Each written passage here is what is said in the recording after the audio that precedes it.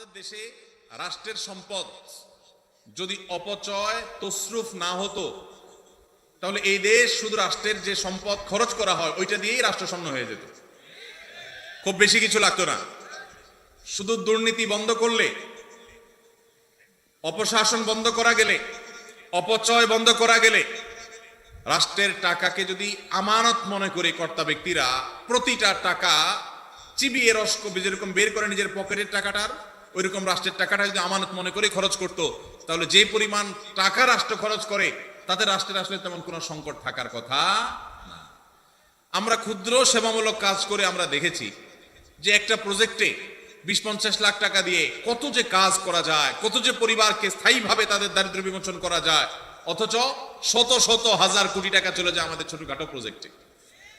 তো সেইগুলা যদি আমরা রোধ করতে পারতাম তাহলে আসলে টাকা অনেক বেশি লাগতো না।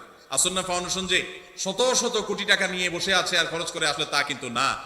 মূলত প্রথমত আল্লাহর বরকত, দ্বিতীয়ত হলো আমাদের একটা দীপ্ত শপথ আছে, সেটা হলো নিজের পকেটের টাকা খরচ করতে এত চিন্তা করব না, মানুষের দানের টাকা খরচ করতে যতবার চিন্তা করব।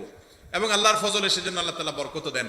এবং সেই সাথে যেই টাকা আসে তার সবই হলো আপামর সাধারণ মানুষের টাকা, একেবারে মাস পিপল, একেবারে সাধারণ মানুষের যে টাকা, সেটা দিয়ে আসন্না ফাউন্ডেশন চলে, আলহামদুলিল্লাহ।